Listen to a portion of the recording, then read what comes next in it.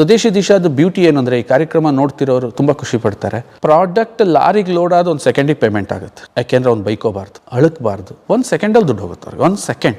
ಇದು ನಾನು ಮಾಡಿದ್ದು ಅನ್ನೋದನ್ನ ಬಿಟ್ಟು ಏನೇನು ಜನ್ರೇಟ್ ಮಾಡಿದ್ರು ಈ ಸೊಸೈಟಿಯಿಂದ ಜನ್ರೇಟ್ ಮಾಡಿದ್ದೀನಿ. ರೈಟರ್ ಆ್ಯಪಲ್ ರಿಚ್ ಆಗಿರೋದು ಯಾವುದು? ಸೊಸೈಟಿ ದುಡ್ಡಿಂದ. ಇವತ್ತೆಷ್ಟು ಶ್ರೀಮಂತ ಕಂಪ್ನಿಗಳು ಯಾರಿಂದ ಶ್ರೀಮಂತರಾಗಿರೋದೆ? ಸೊಸೈಟಿಯಿಂದ. ಲಾಭ ಅದು ಪ್ರಕೃತಿಯಿಂದ ಬರ್ತಕ್ಕಂಥದ್ದು. ಅದರ ಲಾಭನ ಸಮ ಪ್ರಮಾಣದಲ್ಲಿ ಹಂಚಿದ್ರೆ ಪ್ರತಿಯೊಬ್ಬನಿಗೂ ಇದು ನನ್ನ ಕಂಪ್ನಿ ಅನ್ನೋ ಭಾವನೆ ಬರೋಕ್ಕೆ ಸ್ಟಾರ್ಟ್ ಆಗುತ್ತೆ. ನಮ್ಮ ಕಂಪ್ನಿನಲ್ಲಿ ಒಂದು ಸಿಹಿಯನ್ನು ನಾವು ಇಂಟ್ರೊಡ್ಯೂಸ್ ಮಾಡಿಸ್ಬೇಕು. ಸಿಹಿ, ಸ್ವೀಟ್. ಸೊ ಸ್ವೀಟ್ ಅಂತಂದರೆ ಇವತ್ತು ಗೊತ್ತು, ನಾವೇನು ಸೆಲೆಬ್ರೇಟ್ ಮಾಡಿದ್ರು ಕೂಡ ಅದಕ್ಕೊಂದು ಸಿಹಿ ಆಧಾರವಾಗಿರುತ್ತೆ. ಹಬ್ಬ ಮಾಡಲಿ, ಹರಿದಿನ ಮಾಡಲಿ, ದೇವರಿಗೊಂದು ಪ್ರಸಾದ ಮಾಡಲಿ, ಮಕ್ಕಳಿಗೆ ಹಾಲಿಗೆ ಹಾಕಿ ಕೊಡೋದ್ರಲ್ಲಿ. ನಮ್ಮ ಕಂಪ್ನಿಗೆ 14 ವರ್ಷ ಆಯಿತು. ನಾವು ಇವತ್ತವರೆಗೂ ಒಂದು ಸ್ವೀಟ್ನ ಇಂಟ್ರೊಡ್ಯೂಸ್ ಮಾಡಬೇಕು ಅಂತ ನಮ್ಮ ತಲೆಯಲ್ಲಿ ಆಲೋಚನೆ ಬರಲಿಲ್ಲ. ಯಾಕೆ ಬರಲಿಲ್ಲ? ನಾವು ಅಲ್ಲೂ ಅಥೆಂಟಿಕೇಟೆಡ್ ಆಗಿ ಇದ್ವಿ. ಯಾಕೆ? ಸ್ವೀಟ್ ಅಂತಿದ್ದಂಗೆ ನಮಗೆ ಚೆನ್ನಾಗಿ ಗೊತ್ತಿತ್ತು ಗ್ಲೈಸಿಮಿಕ್ ಇಂಡೆಕ್ಸ್ ಅಂತ ಬರುತ್ತೆ. ಅಂದರೆ ಯಾವುದೇ ಉತ್ಪನ್ನವನ್ನು ನೀನು ತಿಂದಾಗ ನಿನ್ನ ದೇಹದಲ್ಲಿ ಬಿಡುಗಡೆ ಆಗುವ ಗ್ಲೂಕೋಸ್ನ ಪ್ರಮಾಣದ ಮೇಲೆ ಒಂದು ಗ್ಲೈಸಿಮಿಕ್ ಇಂಡೆಕ್ಸ್ ಅಂತ ಹೇಳಿ ಒಂದು ಗಾತ್ರ, ಎಷ್ಟು ಗಾತ್ರದ ಗ್ಲೂಕೋಸ್ ಬಿಡುಗಡೆ ಆಗುತ್ತೆ. ಎಕ್ಸಾಂಪಲ್, ಶುಗರ್ನ ಅನ್ನ ತಿಂದ್ರಿ, 80% ಅದರಿಂದ ಗ್ಲೂಕೋಸ್ ಬಿಡುಗಡೆ ಆಗುತ್ತೆ ವೈಟ್ ರೈಸಲ್ಲಿ. ಸೊ ಇದು ಗುಡ್ ಪ್ರಾಡಕ್ಟಾ, ಇದು ಗುಡ್ ಫುಡ್ಡಾ ಅಂತ ಕನ್ಸಿಡರ್ ಮಾಡೋಕ್ಕೆ ರೆಕಮೆಂಡ್ ಮಾಡಲ್ಲ ಈ ನ್ಯೂಟ್ರಿಷನ್ಸು, ಡಯಟಿಷಿಯನ್ಸು ಅಥವಾ ಜನಗಳು ಅದನ್ನು ಇದು ಮಾಡ್ತಾರೆ. ರಾಗಿಗೆ ಕಂಪೇರ್ ಮಾಡಿದಾಗ 60 ಇದೆ ಗ್ಲೈಸಿಮಿಕ್ ಇಂಡೆಕ್ಸ್. 60 ಅಂತ ಅಂದಾಗ ನೀವು ರಾಗಿಯನ್ನು ತಿಂದರೆ 60% ಗ್ಲೂಕೋಸ್ ಅದರಿಂದ ರಿಲೀಸ್. 60 ಗ್ಲೈಸೆಮಿಕ್ ಇಂಡೆಕ್ಸ್ನ ಸೈಜ್ ಅದು, ಪರ್ಸೆಂಟೇಜ್ ಹೇಳೋಕ್ಕಾಗಲ್ಲ, ಸೈಜ್ ಅದು. ನೀವು ಹಂಗೆ ಕಂಪೇರ್. ಶುಗರಲ್ಲಿ 100% ಇದೆ, ಬೆಲ್ಲದಲ್ಲಿ 85% ಇದೆ. ಬೆಲ್ಲಕ್ಕೂ ನಾವು ಸಕ್ಕರೆಗೂ ಕಂಪೇರ್ ಮಾಡಿದ್ರೆ ಬಿಟ್ವೀನ್ ದಟ್ 15% ಗ್ಯಾಪ್ ಇದೆ.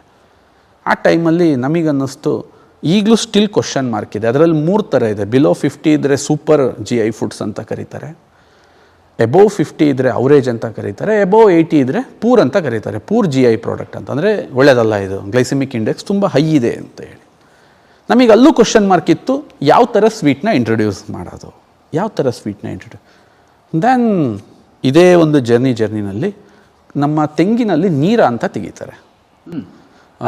ನೀರ ಚಳುವಳಿ ಶುರು ಆಗ್ಬಿಟ್ಟಿತ್ತು, ತುಂಬ ಭಯಂಕರ ಚಳುವಳಿ ಆಯಿತು. ಅದನ್ನು ಹತ್ತಿಕ್ಕಿದ್ರು, ಅದನ್ನು ಡಾಮಿನೇಟ್ ಮಾಡಿದ್ರು, ಮತ್ತು ಅದಕ್ಕೆ ಪರಿಹಾರನೂ ಮಾಡಿ ಈಗ ಜನ ರೈತರು ಅದಕ್ಕೆ ಬಂದಿದ್ದಾರೆ, ಆಲ್ರೆಡಿ ಇಂದ ಟ್ರ್ಯಾಕಿಗೆ ತಂದಿದ್ದಾರೆ. ತೆಂಗಿನ ಹೊಂಬಾಳೆ ಬಿಡ್ತಕ್ಕಂಥ ಸಂದರ್ಭದಲ್ಲಿ ಆ ಹೊಂಬಾಳೆನ ಕತ್ತರಿಸಿ ಆ ಹೊಂಬಾಳೆಯ ಮುಂದೆ ದಾರವನ್ನು ಕಟ್ಟಿ ಅದಕ್ಕೆ ಐಸನ್ನು ಹಾಕಿ, ಅದು ಯಾವುದೇ ರೀತಿ ಫರ್ಮೆಂಟೆಡ್ ಆಗ್ದಂಗೆ, ಯಾಕೆಂದರೆ ಅದು ಫರ್ಮೆಂಟೆಡ್ ಆದರೆ ನೆಕ್ಸ್ಟ್ ಅದು ಎಂಡವಾಗಿ ಕನ್ವರ್ಟ್ ಆಗುತ್ತೆ, ಲೈಟ್ ಆಗೋದ್ರಲ್ಲಿ ಆಲ್ಕೋಹಾಲ್ ಅಂಶಗಳು ಬೆಳೀತವೆ ಅಂತ ಹೇಳ್ಬಿಟ್ಟು ಅದರಿಂದ ಆ ಸಿಹಿ ನೀರನ್ನು ತಂದು ಆ ಸಿಹಿ ನೀರದಿಂದ ಕಾಯಿಸಿ ತೆಗೆಯುವ ಬೆಲ್ಲದ ಒಂದು ಪುಡಿ ಬರುತ್ತೆ. ಅದನ್ನು ನೀವು GIಗೆ ನಾವು ಕಂಪೇರ್ ಮಾಡಿದಾಗ 35% GI. ಅಂದರೆ ಸಿಹಿ ಎಲ್ಲದಕ್ಕಿಂತ ತುಂಬ ಸಿಹಿ ಇರುತ್ತೆ. ನೀವು ಒಬ್ಬಟ್ಟು ಮಾಡಿ, ಕೇಸರಿ ಬಾತ್ ಮಾಡಿ, ನೀವೇನಾದರೂ ಮಾಡಿ, ಏನು ಮಾಡಿದ್ರೂ ಗ್ಲೈಸೆಮಿಕ್ ಇಂಡೆಕ್ಸೇ ರೈಸ್ ಆಗಲ್ಲ. ಅಂದರೆ 35% ಇದೆ ಗ್ಲೈಸೆಮಿಕ್. ರಾಗಿಗಿಂತ ಕಮ್ಮಿ. ಒಂದು ಸಿಹಿಯಲ್ಲಿ ರಾಗಿಗಿಂತ ಕಮ್ಮಿ ಇರೋ ಗ್ಲೈಸೆಮಿಕ್ ಇಂಡೆಕ್ಸ್ ಇದೆ ಅಂತಂದರೆ ಇವತ್ತು ಡಯಾಬಿಟಿಸ್ ಅವ್ರಿಗೆ ಅದೊಂದು ರಾಮಬಾಣ, ಅದೊಂದು ಪರಿಹಾರ, ಅದೊಂದು ಅಮೃತ.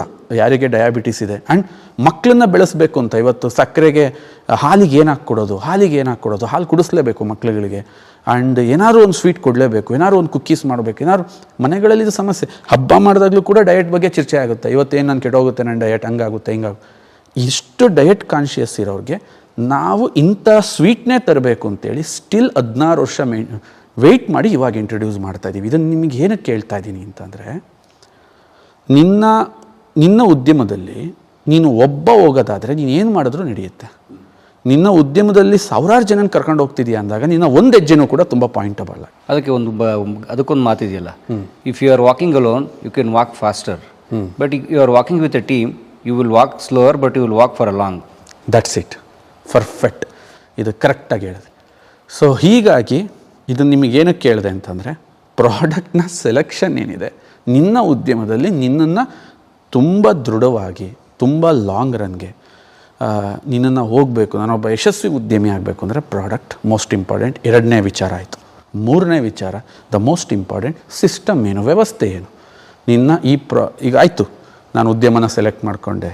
2ನೇದು ಉತ್ಪನ್ನನ ಸೆಲೆಕ್ಟ್ ಮಾಡಿಕೊಂಡೆ, ಉತ್ಪನ್ನನೂ ಸೆಲೆಕ್ಟ್ ಆಯಿತು. 3ನೇದು ಯಾವ ವ್ಯವಸ್ಥೆ ಅಂತ ಬಂದಾಗ ಭಾಳ ನಮಗಿದು ತುಂಬ ಚಾಲೆಂಜಿಂಗ್ ಆಗಿತ್ತು. ವ್ಯವಸ್ಥೆಗಳಲ್ಲಿ ಪ್ರೆಸೆಂಟ್ ಇರೋ ಸಿಚುವೇಶನ್ ಏನಿದೆ ತುಂಬ ಮಾನೋಪೊಲಿ ಇದೆ. ಮಾನೋಪೊಲಿ ಅಂತಂದರೆ ಹಣ ಇರ್ತಕ್ಕಂಥವ್ರು ಆಲ್ರೆಡಿ ಅವ್ರನ್ನ ಅಲ್ಲಿ ಎಸ್ಟಾಬ್ಲಿಷ್ ಮಾಡ್ಕೊಂಡಿದ್ದಾರೆ. ಅವರು ಬಿಸ್ನೆಸ್ಸಲ್ಲಿ ನನ್ನ ಬಿಸ್ನೆಸ್ ಅಂತಲ್ಲ ಪರಮ್ ಅವರೇ, just you think about your starting a biscuit. ನೀವು ಒಂದು ಬಿಸ್ಕೆಟ್ ಸ್ಟಾರ್ಟ್ ಮಾಡ್ತೀರಾ, ನಿಮ್ಮನ್ನು ವೆಲ್ಕಮ್ ಮಾಡಿ ಬಿಡೋಕೆ ಅಲ್ಲಿ ಯಾರು ಕೂತಿದ್ದಾರೆ? ಅಲ್ಲಿ ದೊಡ್ಡವರೇ ಬಂದು ಕೂತ್ಕೊಂಡಿದ್ದಾರಲ್ಲ, 1,000 ಕೋಟಿ 2,000 ಕೋಟಿ 3,000 ಕೋಟಿ ಇರೋರು ದೊಡ್ಡ ಪ್ಲೇಯರಲ್ಲಿ ಇದ್ದಾನೆ ಆ ವ್ಯವಸ್ಥೆನಲ್ಲಿ. ಆ ವ್ಯವಸ್ಥೆ ಮಾನೋಪೊಲಿ ಆಗಿದೆ. ಇದನ್ನು ಭಾಳ ಸೀರಿಯಸ್ ಆಗಿ ನಾನು ಯೋಚನೆ ಮಾಡೋಕ್ಕೆ ಸ್ಟಾರ್ಟ್ ಮಾಡಿದೆ. ಆ ವ್ಯವಸ್ಥೆ ಒಳಗೆ ನನ್ನನ್ನು ನಿಜವಾಗ್ಲೂ ಬೆಳೆಯೋಕ್ಕೆ ಬಿಡ್ತಾರೆ, ನನ್ನ ವಿಚಾರಗಳಿಗೆ ಅಲ್ಲಿ ಜೀವಂತ ಇದೆಯಾ? ನಾನು ಹೋಗ್ಬಿಟ್ಟು 1 ರೂಪಾಯಿಗೆ ಶಾಂಪು ಕೊಡ್ತೀನಿ, 50 ಪೈಸಕ್ಕೆ ಕೊಡ್ತೀನಿ, ಕೊನೆ ಪಕ್ಷ 25 ಪೈಸಕ್ಕೆ ಶಾಂಪು ಕೊಡ್ತೀನಿ ಅನ್ನೋರ ಮಧ್ಯದಲ್ಲಿ ನನ್ನ ಶಾಂಪೂನಲ್ಲಿ ಪ್ಯಾರಾಬಿನ್ ಇಲ್ಲ, ಸಲ್ಫೇಟ್ ಇಲ್ಲ, ಸಿಲಿಕಾನ್ ಇಲ್ಲ, ತೊಳೆದಾದ್ಮೇಲೆ ನೀರು ಕೂಡ ಗಿಡಕ್ಕೆ ಗೊಬ್ಬರ ಆಗುತ್ತೆ ಅಂತ ಹೇಳಕ್ಕೆ ಹೋದರೆ ನಾನು ಹುಚ್ಚ ಅಂತ ಅನ್ನಲ್ವ? ಅಲ್ಲಿ ದೇರ್ ಎ ವೆರಿ ಮೊನೊಪೊಲಿಕ್ ಸಿಚುವೇಶನಲ್ಲಿದೆ. ಆ ಪ್ರವಾಹದ ವಿರುದ್ಧ ಹೋಗಬೇಕು, ನನ್ನನ್ನು ನಾನು ಗುರುತಿಸ್ಕೋಬೇಕು. ಇಲ್ಲಿ ಬರೋದೇ ವ್ಯವಸ್ಥೆ. ಯಾವ ವ್ಯವಸ್ಥೆಯಲ್ಲಿ ನೀನು ಹೋಗ್ತೀಯಾ? ಆಲ್ರೆಡಿ ಇರೋ ವ್ಯವಸ್ಥೆ is A contaminated, highly contaminated. ಅಲ್ಲಿ ಪ್ರಾಮಾಣಿಕತೆ ಅನ್ನೋದು ಝೀರೋ ಆಗಿದೆ. ಪ್ರಾಮಾಣಿಕತೆ ಅನ್ನೋದು ಈಗ ನಿಮಗಿದ್ರು, ಪ್ರಾಮಾಣಿಕತೆ ಸಂಬಂಧಗಳಲ್ಲಿ ಶ್ರೇಷ್ಠವಾದದ್ದು. ಗಂಡ ಹೆಂಡತಿ ಮುಂದೆ, ಅಪ್ಪ ಮಕ್ಕಳ ಮುಂದೆ, ಸಂಸ್ಥೆಯಲ್ಲಿರ್ತಕ್ಕಂಥ ಜನರ ಮುಂದೆ. ಇದು ನಿಮಗೆ ತುಂಬ ಚೆನ್ನಾಗಿ ಗೊತ್ತು. ಪ್ರಾಮಾಣಿಕತೆ ಇಲ್ಲ ಅಂದರೆ ಯಾವ ಸಂಸ್ಥೆನೂ ಬೆಳೆಯಲ್ಲ, ಯಾವ ಮನೆಯೂ ಬೆಳೆಯಲ್ಲ. ಅಲ್ಲಿ ಸಿಸ್ಟಮಲ್ಲೇ ಪ್ರಾಮಾಣಿಕತೆ ಇಲ್ಲ. ಯಾಕೆ? ನೀನು ಮಾಡೋ ವಸ್ತು ಏನಿದೆಯೋ ಗೊತ್ತಿಲ್ಲ, ಅದ್ಭುತವಾಗಿ ಅಡ್ವರ್ಟೈಸ್ ಮಾಡು, ಅದು ಸೇಲ್ ಆಗುತ್ತೆ ಅನ್ನೋದು ಮೊದಲನೇ ಕಾನ್ಸೆಪ್ಟ್.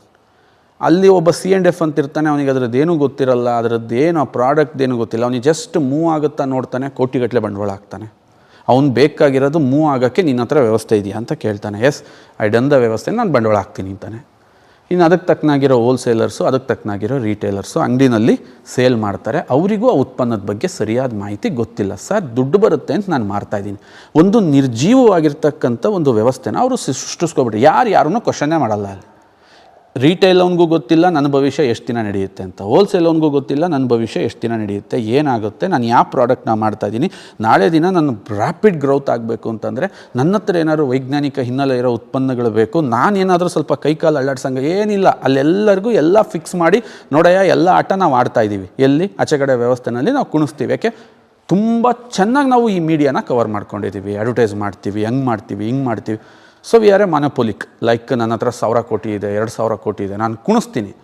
ಇಂಥ ಸಿಸ್ಟಮ್ ಮುಂದೆ ನಾನು ಈಜಬೇಕು ಪರಮ್ ಅವರೇ. ಬರ್ರಿ, ಈಗ ರಿಯಲ್ ಟಾಪಿಕ್, ಈಗ 3ನೇ ಪಾಯಿಂಟಿಂದ ಶುರುವಾಗುತ್ತೆ. ಸೊ ಒಂದು ದೊಡ್ಡ ತಿಮಿಂಗಲದ ಮುಂದೆ ಈಗ ಒಂದು ಸಣ್ಣ ಮೀನು ಭರತನಾಟ್ಯ ಆಡಬೇಕೀಗ. ತನ್ನ ಅಸ್ತಿತ್ವಕ್ಕೆ ಹೋರಾಡಬೇಕು. ಅದು ಎಲ್ಲಿ? ಕಾಳೆನಳ್ಳಿಲಿ ಉಟ್ಕೊಂಡಿರೋ ಸಣ್ಣ ಮೀನು. ಯಾವುದಾದ್ರೂ ನನಗಿಂತ 1 ಇಂಚ್ ಉದ್ದನೇ ಮೀನು ಬಂದರೂ ನುಂಗಾಕತ್ತೆ ನನ್ನನ್ನು. ಇವರನ್ನೆಲ್ಲ ತಪ್ಪಿಸಿ ಈಜಿ, ಎಸ್ ನಾನು ರೇಸಲ್ಲಿ ಇದ್ದೀನಿ ಅಂತ ಹೇಳಕ್ಕೆ ನನಗೆ 16 ವರ್ಷ ಆಯಿತು. ಆ್ಯಂಡ್ ನೀನು ಭಾಳ ತಾಳ್ಮೆಯಿಂದ ಇರಬೇಕು. ಅದನ್ನೇ ಸಿಸ್ಟಮ್, ವ್ಯವಸ್ಥೆ ಅಂತ ಕರೀತೀವಿ. ಯಾವ ವ್ಯವಸ್ಥೆನ ನೀನು ಸೃಷ್ಟಿಸ್ಕೊತಾ ಇದೀಯಾ? ಈ 16 ವರ್ಷ ನನಗೇನು ಅವಮಾನಗಳಾಗಿಲ್ವಾ? ತುಂಬ ಅವಮಾನಗಳಾಗಿದೆ. ಸ್ವಂತ ಕುಟುಂಬದವರು ಅವಮಾನ ಮಾಡಿದ್ದಾರೆ. ಎಲ್ಲರೂ ಅನುಮಾನ ಪಡ್ತಾರೆ. ನಿಮ್ಮ ವ್ಯವಸ್ಥೆಯಲ್ಲಿ ತುಂಬ ಜನ ಅನುಮಾನ ಪಡ್ತಾರೆ, ಅವಮಾನಿಸ್ತಾರೆ. ಏನೂ ಆಗಲ್ಲ, ನಿನ್ನ ಕೈಲಿ ಏನೂ ಆಗಲ್ಲ. ನಾನು ಹೇಳ್ತಾ ಇದ್ದೀನಲ್ವ, ಅದು ಆ ಟೈಮಲ್ಲಿ ನೀನು ತಡ್ಕೋಬೇಕು. ಒಂದು ಸಿಸ್ಟಮ್ ರೆಡಿ ಆಗ್ತಾ ಇದೆ. ಈ ಸಿಸ್ಟಮ್ ರೆಡಿ ಆಗೋಕ್ಕೆ ತುಂಬ ಟೈಮ್ ತೊಗೊಳುತ್ತೆ. ಯಾಕೆ ಅಂತಂದರೆ, ಒಳ್ಳೆ ವಿಚಾರಗಳಿಗೆ ನೀನು ಕ್ವಿಕ್ ರಿಯಾಕ್ಷನ್ ಎಕ್ಸ್ಪೆಕ್ಟ್ ಮಾಡಬೇಡ. ಕ್ವಿಕ್ ರಿಯಾಕ್ಷನ್ ಬೇಕು ಅಂದರೆ ಹೋಗಿ ಯಾರಿಗಾರು ಕಪಾಳ ಕೊಡಿದ್ರೆ ಅವ್ನು ತಿಕ್ಸ್ ಮತ್ತೊಡಿತಾನೆ. Is a quick reaction. ನಾನು ನಿನ್ನನ್ನು ಮನಸಾರೆ ಗೆದ್ದು, ನಾನು ನಿನ್ನನ್ನು ಸೈ ಅನ್ನಿಸ್ಕೊಂಡು ಪರಮ್ ಅವ್ರ ಕೈಯಿಂದ ಗುರು ಗ್ರೇಟ್ ಅನ್ನಿಸ್ಕೋಬೇಕು ಅಂದರೆ ಒಂದು ದಿನನಾರು ಸ್ಪೆಂಡ್ ಮಾಡಬೇಕು. ಇದು ಸ್ಲೋ ಪ್ರೊಸೆಸ್. ಇಷ್ಟೇ. ಕ್ವಿಕ್ ರಿಯಾಕ್ಷನ್ ಬೇಕು ಅಂದರೆ ಕಪಾಳ ಕೊಡ್ಬಿಟ್ರೆ ನೀವು ತಿರ್ಗಿಸಿ ನನಗೆ ಕಪಾಳ ಕೊಡಿತೀರಿ. It's a quick reaction. Then ನೀವು ನೀಡ್ ಎ ಗುಡ್ ರಿಯಾಕ್ಷನ್. ನೀನು ದಿನಗಟ್ಟಲೆ ನೀವು 1 ಗಂಟೆಗೆ ಬಂದ್ಬಿಟ್ಟು ಪರಮರೆ ನಾನು ಒಳ್ಳೆಯವನು ಅಂತ ಹೇಳಿ ಸರ್ ಅಂದರೆ ಹೆಂಗೆ ಹೇಳಿ? ನಾನೇ ಕೇಳಿ ಅಂತೀರ, ಟೈಮ್ ಬೇಕಪ್ಪ ನನಗೆ. ಸೊ ಇದನ್ನು ಉದ್ಯಮಿಗಳು ಅರ್ಥ ಮಾಡಿಕೊಂಡು ಅವತ್ತು ನಾನು ತೀರ್ಮಾನ ಮಾಡಿದೆ, ನಾನು ಹೋಗಿ ಯಾರ ಕೈಲೂ ಈ ಪ್ರಾಡಕ್ಟ್ಗಳನ್ನ ನಾನು ಕೊಡೋಕ್ಕಾಗಲ್ಲ. ಸಿಸ್ಟಮ್ ಅನ್ನೋದ್ರ ಬಗ್ಗೆ ಈಗ ಮಾತಾಡ್ತಾ ಇದ್ದೀನಿ. 3ನೇ ವಿಚಾರ, ಸಿಸ್ಟಮಲ್ಲಿ ತುಂಬ ನನಗೆ ಪ್ರಾಮಾಣಿಕವಾಗಿ ಬಂದಿದ್ದು, ಸಿಸ್ಟಮಲ್ಲೇ ನನಗೆ ತುಂಬ ಸಮಯವನ್ನು ತಗೊಳುತ್ತೆ ಅನ್ನೋದು ಭಾಳ ಚೆನ್ನಾಗಿ ಗೊತ್ತಿತ್ತು. ಪ್ರಾಡಕ್ಟ್ ಅಷ್ಟೇ ಎಷ್ಟು ನಾವು ಪ್ರಾಡಕ್ಟಿಗೆ ಸಮಯವನ್ನು ಕೊಡ್ತೀವೋ, ಉದ್ಯಮಕ್ಕೆ ಆರಿಸ್ಕೊಳಕ್ಕೆ ಸಮಯವನ್ನು ಕೊಡ್ತೀವೋ, ಸಿಸ್ಟಮ್ ಅಷ್ಟೇ ತಗೊಳುತ್ತೆ ಟೈಮ್. ಬಟ್ ಒಂದು ಸರಿ ಸೆಟ್ ಆದಮೇಲೆ ರಾಕೆಟ್ ಥರ ಅದು ಪರಮ್ ಅವರೇ. ಆ್ಯಂಡ್ ನೀವೆಲ್ಲಿಂದ ಎಲ್ಲಿಗೆ ಹೋಗ್ತೀರಾ ಅಂತ ಡಿಸೈಡ್ ಮಾಡೋದೇ ನಿಮ್ಮ ಸಿಸ್ಟಮ್. ಸೊ ಅವತ್ತು ನನಗನ್ಸಿದ್ದು, ನನ್ನ ಈ ಕ್ವಾಲಿಟಿಯ ವಿಚಾರಗಳಿಗೆ ದ ಫಸ್ಟ್ ಥಿಂಗ್, ಇನ್ನು 10-20 ವರ್ಷ ಆದಮೇಲೆ ಜನ ಇನ್ನೂ ಕ್ವಾಲಿಟಿ ಹುಡುಕ್ತಾರೆ. ಆ್ಯಂಡ್ ಭಾರತ ಶ್ರೀಮಂತವಾಗ್ತಾ ಇದೆ. ನಾನು ಫಸ್ಟ್ ಮೋಟ್ರ್ ಸೈಕಲ್ ಓಡಿಸೋಕ್ಕೆ ಸ್ಟಾರ್ಟ್ ಮಾಡಿದಾಗ ಇನ್ ದ ಟೈಮ್ ಆಫ್ ನಮ್ಮ ಕಾಲೇಜ್ಗೆ ಹೋಗೋ ಟೈಮಲ್ಲಿ 2004 ಪೆಟ್ರೋಲ್ ಇಲ್ಲ ಸರ್ 98ರಲ್ಲೇ ನಾನು ಮೋಟರ್ ಸೈಕಲ್ ಓಡಿಸ್ತಾ ಇದ್ವಿ ಅವಾಗ ಅರಸೀಕೆರೆಯಲ್ಲಿ. ಆ ಟೈಮಲ್ಲೇ ಪೆಟ್ರೋಲ್ ರೇಟ್ ಬಂದ್ಬಿಟ್ಟು 32 ರೂಪಾಯೋ 33 ರೂಪಾಯೋ ಇತ್ತು ಪೆಟ್ರೋಲ್ ರೇಟ್. ಭಾರತ ಶ್ರೀಮಂತ ಆಗ್ತಿದೆ ಅನ್ನೋದು ಕೆಲವು ಉದಾಹರಣೆಗಳು ಕೊಡ್ತೀನಿ. ಆ 32 ರೂಪಾಯಿನ ನಾವು ಪೆಟ್ರೋಲಿಗೆ ಕೊಡೋಕ್ಕೆ ಎಷ್ಟು ಕಷ್ಟಪಡ್ತಿದ್ವಿ, ತುಂಬ ಕಷ್ಟಪಡ್ತಾಯಿದ್ವಿ. ಆ್ಯಂಡ್ ಅವತ್ತೆಲ್ಲರೂ ಯೋಚನೆ ಮಾಡ್ತಿದ್ದಿದ್ದು ನನ್ನ ಬೈಕ್ ಎಷ್ಟು ಮೈಲೇಜ್ ಕೊಡುತ್ತೆ ಅಂತ. ಮೈಲೇಜ್ ಓರಿಯೆಂಟೆಡ್ ಕಂಟ್ರಿ ಅವಾಗ ನಮ್ಮ ದೇಶದಲ್ಲಿ. ಎಲ್ಲಿ ನೋಡಿದ್ರು ಅಡ್ವರ್ಟೈಸ್ ನೋಡಿದ್ರೆ ದಿಸ್ ಬೈಕ್ 80 ಕೊಡುತ್ತೆ, 70 ಕೊಡುತ್ತೆ, ಕೆಲವರು 100 ಕೊಡುತ್ತೆ ಅಂತ ಬಂದ್ಬಿಟ್ರು ಮೈಲೇಜ್. ಜನ ಇದೆ ದಟ್ ಅಡ್ವರ್ಟೈಸ್ಮೆಂಟ್ ಏನು ಮೈಲೇಜ್ ರಿಲೇಟೆಡ್ ಅಡ್ವರ್ಟೈಸ್ಮೆಂಟ್. ಇವತ್ತು ಪೆಟ್ರೋಲ್ ರೇಟ್ 100 ರೂಪಾಯಿ ಆಗಿದೆ. ಒಬ್ಬರು ಮೈಲೇಜ್ ಬಗ್ಗೆ ಮಾತಾಡಲ್ಲ, ಯಾಕೆಂದ್ರೆ ಮೈಲೇಜ್ ಬಗ್ಗೆ ಮಾತಾಡೋದು ಇವತ್ತು ಕೀಳು ಅನ್ನಂಗೆ ಆಗ್ಬಿಟ್ಟಿದೆ ಅದು. ಇವತ್ತು ಬೈಕ್ ಅಂದರೆ ABS ಇದೆ, ಟ್ರ್ಯಾಕ್ಟರ್ ಟೈರ್ ಥರ ಟೈರ್ ಇದೆ, ಇಷ್ಟು ದಪ್ಪ ಇದೆ, ಅದು 12 ಬರುತ್ತೆ, ಸಿ ಸಿ ಇಷ್ಟಿದೆ, ಪವರ್ ಇದೆ. ದಿಸ್ ಈಸ್ ದ ಟ್ರೆಂಡ್ ಇವಾಗ. ಅಂದರೆ ಇದರ ಅರ್ಥ ಏನು, ನಮ್ಮ ಜನಕ್ಕೆ ಮೈಲೇಜ್ ಮ್ಯಾಟ್ರ್ ಅಲ್ಲ. ಪೆಟ್ರೋಲ್ 3 ವರ್ಷ ಜಾಸ್ತಿ ಆಯಿತು, 300% ಜಾಸ್ತಿ ಆಯಿತು. ಇದು ಮ್ಯಾಟ್ರ್ ಅಲ್ಲ ನಮಗೆ. ನಮಗೀಗ ಅಂದರೆ ಭಾರತ ಬದಲಾಗ್ತಾ ಇದೆ. ಇನ್ನು 10 ವರ್ಷಕ್ಕೆ ಇನ್ನೂ ಬದಲಾಗುತ್ತೆ, ತುಂಬ ಶ್ರೀಮಂತರಾಗ್ತೀವಿ ನಾವು. ಈ ತುಂಬ ಶ್ರೀಮಂತರಾದಂಥ ಸಮಯದಲ್ಲಿ ಪ್ರಾಡಕ್ಟ್ ಫಿಲಾಸಫಿನ ಸ್ಟ್ರಾಂಗ್ ಆಗಿದ್ದ ಕಂಪ್ನಿಗೆ ಜನ ಸೆಲೆಕ್ಟ್ ಮಾಡ್ಕೋತಾರೆ. ಅವತ್ತು ನೀನು ಹಿಂಗಿದೆಯಾ, ನೀನು ಕಷ್ಟಪಡ್ತಿದ್ಯಾ, ನೀನು ಹಿಂಗೆಲ್ಲ ಇದೆಯಾ, ಇದನ್ನು ಯಾರೂ ಕೇಳೋಕ್ಕೆ ರೆಡಿ ಇಲ್ಲ. ಸೊ ಇದನ್ನು ನನ್ನ ಯಾವುದೇ ವಿಚಾರಕ್ಕೆ ಧಕ್ಕೆ ಬರದಂಗೆ ನನ್ನ ಪ್ರಾಡಕ್ಟ್ನ ನಾನು ಯಾವ ವ್ಯವಸ್ಥೆಯಲ್ಲಿ ತಗೊಂಡು ಹೋಗ್ಬೇಕು. ಯಾಕೆಂದ್ರೆ ನನ್ನ ಜೊತೆ ಜನ ಇದ್ದಾರೆ, ಜನ ಸೇರ್ಕೋತಾ ಇದ್ದಾರೆ, ಬರ್ತಾ ಇದ್ದಾರೆ ನನ್ನ ವ್ಯವಸ್ಥೆಗೆ. ಗುರು ಸರ್ ಇಷ್ಟು ಕೆಲಸ ಮಾಡೋದ್ರೊಳಗೆ ನಮ್ಮ ಜೀವನ ಕಳೆದೋಗ್ಬಿಡುತ್ತೆ. ಈಗ ಎಕ್ಸಾಂಪಲ್, ನನ್ನ ಒತ್ತಡದಲ್ಲಿ ನಂದಿದು ಸೃಷ್ಟಿ ಆಯಿತು. ಡಾರ್ವಿನ್ ಒಂದು ಕಡೆ ಹೇಳ್ತಾರೆ ಏನಂತ ಅಂತಂದರೆ, ಅವ್ರದ್ದು ಬುಕ್ಕಲ್ಲಿ ಒಂದು ಕಡೆ ಓದಬೇಕಾದ್ರೆ ದ ವಯಾಜ್ ಆಫ್ ಬಿಗಿನಿಂಗ್ನಲ್ಲಿ ಒಂದು ಮಾತು ಹೇಳ್ತಾರೆ. ಹೇಗೆ ಒಂದು ಝೀಬ್ರಾ ಜಿರಾಫೆ ಆಗಿ ಬದಲಾಗಿರ್ಬೋದು ಅನ್ನೋ ಒಂದು ಊಹೆನ ಪಡ್ತಾರೆ ಅವರು. ಒಂದು ದ್ವೀಪದಲ್ಲಿ ಎಲ್ಲ ಝೀಬ್ರಾಗಳು ಸೇರ್ಕೋತವೆ. ಎಲ್ಲ ಝೀಬ್ರಾಗಳು ಸೇರ್ಕೊಬಿಟ್ಟು ಏನು ಮಾಡ್ತವೆ, ತಿನ್ನೋಕ್ಕೆ ಸ್ಟಾರ್ಟ್ ಮಾಡ್ತವೆ. ಸೊಪ್ಪು ಒಂದು ಏರಿಯಾದಲ್ಲಿ ಖಾಲಿ ಆಗುತ್ತೆ. ಖಾಲಿ ಆದಮೇಲೆ ತುಂಬ ಪುಟ್ಟ ದ್ವೀಪ ಆಗಿರೋದ್ರಿಂದ ಅವ್ರ ಅಸಂಪ್ಷನ್ ಪ್ರಾಣಿಗಳಲ್ಲಿ ಹೆಂಗೆ ಒತ್ತಡ ಸೃಷ್ಟಿಸ್ತು ಅನ್ನೋದಕ್ಕೆ, ಅಂದರೆ ಒಂದು ಝೀಬ್ರಾ ಹೇಗೆ ಜಿರಾಫೆ ಆಯಿತು, ಜಿರಾಫೆ ಆಗಿರುವ ಅಸಂಪ್ಷನ್. ಸೊ ಗಿಡ ಖಾಲಿ ಆಗುತ್ತೆ, ಸೊಪ್ಪು ಖಾಲಿ ಆಗುತ್ತೆ. ಸೊ ಆನಂತರ ಅದು ಬದುಕಲೇಬೇಕು ಅಂತಂದಾಗ ಇನ್ನೊಂದು ಸ್ವಲ್ಪ ಹೈಟಲ್ಲಿರೋ ಸೊಪ್ಪು ತಿನ್ನಬೇಕಾಗುತ್ತೆ, ಕುತ್ತಿಗೆನ ಹಿಂಗೆ ಹೈಟ್ ಮಾಡುತ್ತೆ. ಆ ಲೆವೆಲಲ್ಲೂ ಖಾಲಿ ಆಗುತ್ತೆ. ಮತ್ತದು ಬದುಕಲೇಬೇಕು ಅಂದಾಗ ಮತ್ತೆ ಕುತ್ತಿಗೆನ ಹೈಟ್ ಮಾಡುತ್ತೆ, ಮತ್ತೆ ಕುತ್ತಿಗೆನ ಹೈಟ್ ಮಾಡುತ್ತೆ, ಮತ್ತೆ ಕುತ್ತಿಗೆನ ಹೈಟ್ ಮಾಡುತ್ತೆ, ಮುಂದ್ಗಡೆ ಕಾಲನ್ನ ಹಿಂಗೆ ಚಾಚಿ ತಿನ್ನೋಕ್ಕೆ ಸ್ಟಾರ್ಟ್ ಮಾಡುತ್ತೆ. ಸೊ ಎಂಟೈರ್ ಒಂದು 100, 200, 300 ವರ್ಷ ಅದೇ ಒತ್ತಡದಲ್ಲಿ ಬದುಕ್ತಂತಹ ಒಂದು ಪ್ರಾಣಿ ಸಂಕುಲ ಅದರ ದೇಹದಲ್ಲಿ ಸೇಮ್ ಹಾರ್ಮೋನ್ ಪ್ರೊಡ್ಯೂಸ್ ಆಗಕ್ಕೆ ಸ್ಟಾರ್ಟ್ ಆಗುತ್ತೆ. ಅಂದರೆ ಏನಂತಂದರೆ ನನ್ನ ಕುತ್ತಿಗೆ ಬೆಳಿಬೇಕು. ಲಕ್ಷಾಂತರ ವರ್ಷದ ಈ ಪ್ರಯಾಣದಲ್ಲಿ ಒಂದು ಝೀಬ್ರಾ ಜಿರಾಫೆಯಾಗಿ ಬದಲಾಯಿತು ಅಂತ ಅವನು ಆ ಕಡೆ ಒಂದು ಒತ್ತಡ ಹೆಂಗೆ ಸೃಷ್ಟಿ ಆದರೆ ಒಂದು ಪ್ರಾಣಿ ಹೆಂಗೆ ಕ್ರಿಯೇಟ್ ಆಗುತ್ತೆ ಅಂತ ಅದ್ಭುತವಾಗಿ ಹೇಳ್ತಾನೆ ಅವನ ಎಕ್ಸ್ಪ್ಲನೇಷನ್. ಚೆನ್ನಾಗಿದೆ, ತುಂಬ ಈ ಪ್ರೂವಬಲ್ ಆಗಿದೆ, ಅದು ವೈಜ್ಞಾನಿಕವಾಗಿ ಅನಿಸುತ್ತೆ. ಸೊ ನನ್ನ ಒತ್ತಡ ನನ್ನಲ್ಲಿ ನಮ್ಮ ಮನೆಯವರು ಸೃಷ್ಟಿಸಿದಂಥ ಆ ಒಂದು ಪರಿಸರ, ಲೈಕ್ ನಮ್ಮ ತಂದೆ ಎಷ್ಟು ಚಾಲೆಂಜಿಂಗ್ ಅಂತಂದರೆ ತುಂಬ ಸಣ್ಣ ವಯಸ್ಸಲ್ಲೇ ಎಲ್ಲ ಜವಾಬ್ದಾರಿ ಕೊಡೋರು. ಹೋಗಿ ಅಲ್ಲಿಗೆ ನೀರು ಬಿಡು, ಇಲ್ಲಿಗೆ ನೀರು ಬಿಡು, ಈ ಎಲ್ಲ ಒತ್ತಡಗಳು ನನಗೆ ಸೃಷ್ಟಿಯಾಯಿತು. ಈಗ ಸೃಷ್ಟಿಯಾಗಿ ನನ್ನ ತಲೆಯಲ್ಲಿ ಏನೋ ಸ್ವಲ್ಪ ತಲೆ ಓಡ್ತಾ ಇದೆ, ಹಿಂಗಿಂಗೆ. ಕೆಲವ್ರು ಏನು ಮಾಡ್ತಾರೆ, ಗುರು ಸರ್ ನಾವು ನಿಮ್ಮ ಜೊತೆ ಸೇರ್ಕೋತೀವಿ, ನಾವು ನಿಮ್ಮ ಜೊತೆ ಸೇರ್ಕೊಂಡು ಈ ಉದ್ಯಮದಲ್ಲಿ ಯಶಸ್ವಿ ಆಗ್ತೀವಿ, ನಾನು ಬನ್ನಿ ಅಂತ ಕರಿಬೇಕಾದ್ರೆ ಈಗ ಅವ್ರ ಯಶಸ್ಸು ಈಗ ನನ್ನ ಮೇಲೆ ನಿಂತಿರುತ್ತೆ ಈಗ.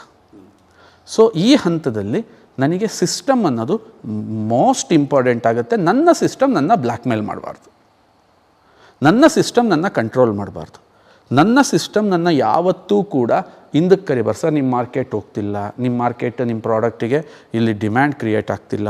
ಇದೆಲ್ಲ ಪ್ರಶ್ನೆಗಳಿಗೆ ಸುಮಾರು 12 ವರ್ಷ ಡೀಪಾಗಿ ಫೀಲ್ಡ್ ವರ್ಕ್ ಮಾಡೋಕ್ಕೆ ಸ್ಟಾರ್ಟ್ ಮಾಡಿದೆ ಪರಮ್ ಅವರೇ.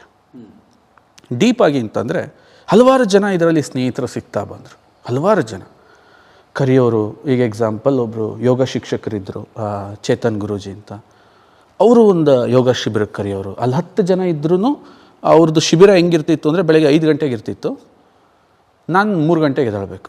3 ಗಂಟೆಗೆ ಎದ್ದು ಇಲ್ಲಿಂದ ಆ ಜಾಗಕ್ಕೆ ಹೋಗಬೇಕು ಆ ಕೊರೆಯೋ ಚಳಿನಲ್ಲಿ. ಅವರು 5 ಗಂಟೆಯಿಂದ ಶಿಬಿರ ಮಾಡಿದ್ಮೇಲೆ ಒಂದು ಲಾಸ್ಟಿಗೆ ಒಂದು ಹಾಫ್ ಆನ್ ಅವರ್ ಮಾತಾಡಿ, ನಿಮ್ಮ ವಿಚಾರನ ಮಾತಾಡಿ. ಈ ಥರ ಇಲ್ಲಿವರೆಗೂ ಎಲ್ಲ ಕರ್ನಾಟಕದಲ್ಲಿ ಸುಮಾರು ಒಂದು 3600 ಚಿಲ್ಲರೆ ಕಾರ್ಯಕ್ರಮಗಳನ್ನ ಮಾಡ್ತಾ ಬಂದೆ. ಅಂದರೆ ನಾನು ಈ ಥರ ಮಾಡ್ತಾಯಿದ್ದೀನಿ. ನೀನು ಮಾಡೋದನ್ನ ನೀನು ಹೆಮ್ಮೆಯಿಂದ ಹೇಳ್ಕೋಬೇಕು ಫಸ್ಟ್. ಅದ್ರ ಬಗ್ಗೆ ನಮಗೆ ಒಂದು ಗೌರವ ಇರಬೇಕು. ಇಲ್ಲ ಅಂದರೆ 3 ಗಂಟೆಗೆ ಎದ್ದೋಗ್ಬೇಕಲ್ಲ ನಾನು. ಆ ಗೌರವ ನೀನು ಎಬ್ಬಿಸ್ಬೇಕು. ನಾನು ಸಿಸ್ಟಮ್ ಕಟ್ತಾ ಇದ್ದೀನಿ, ನಾನು ವ್ಯಾಪಾರ ಮಾಡ್ತಾ ಇಲ್ಲ. ವ್ಯಾಪಾರಕ್ಕೂ ಸಿಸ್ಟಮ್ಗೂ ವ್ಯತ್ಯಾಸ ಇದೆ, ಅರ್ಥ ಆಯಿತು? ಒಳ್ಳೆ ಉದ್ಯಮ ಸೆಲೆಕ್ಟ್ ಮಾಡಿಕೊಂಡೆ, ಒಳ್ಳೆ ಉತ್ಪನ್ನ ಸೆಲೆಕ್ಟ್ ಮಾಡಿಕೊಂಡೆ. 3ನೇದೇನು ಸಿಸ್ಟಮ್ ಮಾತಾಡ್ತಾ ಇದ್ದೀವಿ. ಈ ಸಿಸ್ಟಮಲ್ಲಿ ನೀನು ಸಿಸ್ಟಮ್ ಬಿಲ್ಡ್ ಮಾಡಬೇಕು ಅಂದರೆ ಇಲ್ಲಿ ಹಾರ್ಡ್ ವರ್ಕ್ಕಿಂತ ಬೇರೆದಿನ್ನೇನು ಇಲ್ಲ. ನಾನು ಸ್ಮಾರ್ಟಾಗಿ ಮಾಡ್ತೀನಿ, ಆನ್ಲೈನ್ಗೆ ಹೋಗ್ತೀನಿ, ಆನ್ಲೈನಲ್ಲಿ 10 ನಿಮಿಷಕ್ಕೆ. ಎಕ್ಸಾಂಪಲ್, ನಾವಿವತ್ತು ಅಮೆಝಾನಲ್ಲೂ ಫ್ಲಿಪ್ಕಾರ್ಟಲ್ಲೂ ನಾವಿಲ್ಲ. ಆ ಟೈಮಲ್ಲಿ ಇಲ್ಲ, ನಾವು ಇವತ್ತು ಇರಲ್ಲ, ಮುಂದಕ್ಕೂ ಕೊಡಲ್ಲ. ನಾವು ಯಾವುದು ನಮ್ಮ ಉತ್ಪನ್ನಗಳನ್ನ ಕಾಮರ್ಸ್ ಪ್ಲಾಟ್ಫಾರ್ಮಲ್ಲಿ ನಾವು ಸೇಲ್ ಮಾಡಲ್ಲ. ಆದರೆ ಇಡೀ ಕರ್ನಾಟಕದಾದ್ಯಂತ ಪ್ರೆಸೆನ್ಸ್ ಇದೆ, ಎಲ್ಲ ಕಡೆ ತುಂಬ ಚೆನ್ನಾಗಿ ಹೋಗ್ತಿದ್ದೀವಿ. ನಂಬರ್ಸಲ್ಲಿ ನೀವು ಕಂಪ್ಯಾರಿಸನ್ಗೆ ಹೋದರೆ ತುಂಬ ನಂಬರ್ 1ಅಲ್ಲಿದ್ದೀವಿ ನಾವು. ಸೊ ಪ್ರಶ್ನೆ ಬಂದಿದ್ದು ಅಗೈನ್ ಅಲ್ಲಿ ಮತ್ತೆ ಯಾರೋ ನಮ್ಮನ್ನು ಕಂಟ್ರೋಲ್ ಮಾಡ್ತಾರೆ. ಎಕ್ಸಾಂಪಲ್ ಸಿಂಪಲ್ ಓಪನಾಗಿ ನಾನು ಹೇಳ್ತೀನಿ, ಇಲ್ಲಿ ಒಂದು ಪ್ರಾಡಕ್ಟ್ ನಾನಲ್ಲಿ ಪ್ಲೇಸ್ ಮಾಡಿದ್ದೀನಿ ಅಂತಂದಾಗ ಆ ಪ್ರಾಡಕ್ಟಿಗೆ ರೇಟಿಂಗ್ಸ್ ಬರಬೇಕು ಅಂದಾಗ ನಾನು ಆ ಸಂಸ್ಥೆ ಜೊತೆ ಏನೋ ಒಂದು ವ್ಯವಸ್ಥೆ ಮಾಡಬೇಕಾಗತ್ತೆ, ಡೀಲ್ ಮಾಡ್ಕೋಬೇಕಾಗತ್ತೆ.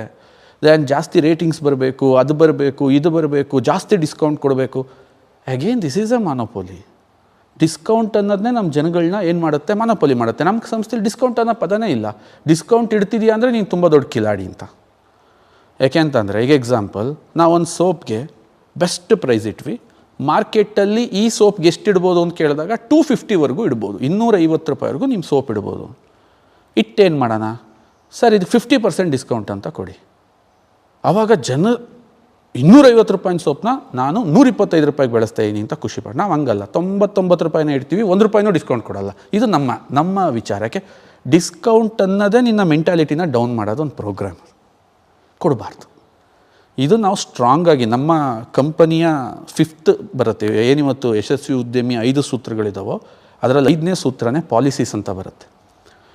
ನಿಯಮಗಳೇನು ನಮ್ಮ ಕಂಪ್ನಿನಲ್ಲಿ, ಅದರಲ್ಲಿ ನಮ್ಮದು ಡಿಸ್ಕೌಂಟ್ ಇರಲ್ಲ. No discount. We are dealing with MRP, that's it. Why? Because ಯಾಕೆ ಅಂತಂದರೆ ಡಿಸ್ಕೌಂಟ್ ಅನ್ನೋದು ಮನುಷ್ಯರನ್ನ ವೀಕ್ನೆಸ್ ಮೇಲೆ ನೀನು ಮಾಡ್ತಿದ್ದೀಯ ಅಂದಾಗ ಮುಂದೆ ಜನಕ್ಕೆ 100% ಗೊತ್ತಾಗುತ್ತೆ ಡಿಸ್ಕೌಂಟ್ ಇದೆ ಅಂದರೆ ಏನೋ ಮೋಸ ಅಂತ. ಅದು ಇವತ್ತೆಲ್ಲ ನಾಳೆ ಎಕ್ಸ್ಪೋಸ್ ಆಗುತ್ತೆ. ಅದನ್ನು ಮಾಡಲೇಬೇಡ. ಡಿಸ್ಕೌಂಟೇ ಇಲ್ಲ ಅಂತಂದರೆ ಇವ್ರು ತುಂಬ ಜಿನ್ಯೂನ್ ಅನ್ನೋದು ಒಂದು ದಿನ ಬರುತ್ತೆ, ಅವತ್ತಿಗೆ ನಾವು ಕಾಯ್ತಾ ಇದ್ದೀವಿ. ಸೊ ಈ ಕಂಪ್ನಿಯವರು ಡಿಸ್ಕೌಂಟ್ ಕೊಡಲ್ಲ. ಸೊ ಈ ಥರ ಆಗುತ್ತೆ ಅಂತ ಕಾಮರ್ಸ್ ಪ್ಲ್ಯಾಟ್ಫಾರ್ಮ್ ಮೇಲೆ ಗೊತ್ತಾದಾಗ ನನಗನ್ನಿಸ್ತು ನಂದು ಓನ್ ಸಿಸ್ಟಮ್ ನನಗೆ ಬೇಕು. ಆ ಓನ್ ಸಿಸ್ಟಮ್ನ ನಾನು ಬಿಲ್ಡ್ ಮಾಡಬೇಕು ಅಂತಂದಾಗ ಬೇರೆ ಅಡ್ಮಿನಿಸ್ಟ್ರೇಟಿವಲ್ಲಿ ಹೇಗಿರುತ್ತೋ ಅಲ್ಲೊಂದು ದೊಡ್ಡ ವ್ಯವಸ್ಥೆ, ಅದ್ರ ಕೆಳಗೆ ಒಂದು ಸ್ವಲ್ಪ ಸಣ್ಣ ವ್ಯವಸ್ಥೆ, ಅದ್ರ ಕೆಳಗೆ ಸಣ್ಣ ವ್ಯವಸ್ಥೆ, ಹಗಲವಾಗಿ ವಿಶಾಲವಾಗಿ, ಹೇಗೆ ರಾಜಕೀಯದಲ್ಲಿ, ಶಿಕ್ಷಣದಲ್ಲಿ, ಪ್ರತಿಯೊಂದು ಕ್ಷೇತ್ರದಲ್ಲೂ ಒಂದು ಅಡ್ಮಿನಿಸ್ಟ್ರೇಟಿವ್ ವ್ಯವಸ್ಥೆ ಇದೆಯೋ ಆ ಥರ ನಮ್ಮ ಸಂಸ್ಥೆಯ ಒಂದು ಸ್ವಂತ ವ್ಯವಸ್ಥೆನ ನಾವು ಮಾಡ್ಕೊಂಡ್ವಿ ಈ 16 ವರ್ಷದಲ್ಲಿ. ಪರಮವ್ರೆ, ಒಂದು ಸಿಸ್ಟಮ್. ನಮ್ಮ ಸಿಸ್ಟಮಲ್ಲಿ ಎಕ್ಸ್ಕ್ಲೂಸಿವ್ ನಮ್ಮ ಕಂಪನಿಯ C&Fs ಇರ್ತಾರೆ, ಎಕ್ಸ್ಕ್ಲೂಸಿವ್ ನಮ್ಮ ಕಂಪನಿಯ ಹೋಲ್ಸೇಲರ್ಸ್ ಇರ್ತಾರೆ. ನಮ್ಮದನ್ನು ಬಿಟ್ಟು ಇನ್ನೇನೂ ಮಾಡಲ್ಲ ಅವರು. ಎಕ್ಸ್ಕ್ಲೂಸಿವ್ ನಮ್ಮ ಕಂಪನಿಯ ಮಾಸ್ಟರ್ ಡಿಸ್ಟ್ರಿಬ್ಯೂಟರ್ಸ್ ಇರ್ತಾರೆ, ಏರಿಯಾ ಡೆವಲಪ್ಮೆಂಟ್ ಆಫೀಸರ್ಸ್ ಇರ್ತಾರೆ, ಸ್ವದೇಶಿ ದಿಶಾ ಕೋರ್ ಕಮಿಟಿ ಮೆಂಬರ್ಸ್ ಇರ್ತಾರೆ, ಎಲ್ಲ ಇದ್ದಾರೆ ಇಲ್ಲಿ, ಎಕ್ಸ್ಕ್ಲೂಸಿವ್ ಇದ್ದಾರೆ. ಸೊ ಅದಕ್ಕೆ ಯಾವಾಗ ನನ್ನನ್ನು ನಾನು ಇನ್ವೆಸ್ಟ್ ಮಾಡ್ಕೊಂಡು ನನ್ನ ಟೈಮ್ನ, ಅಂದರೆ ನಾನು ಸೇಲ್ಸ್ ಮಾಡ್ತಾ ಇರಲಿಲ್ಲ, ಇಲ್ಲೂ ಲಾಭ ನಷ್ಟದ್ದು ತರಬಾರ್ದು ಪರಮವ್ರೆ.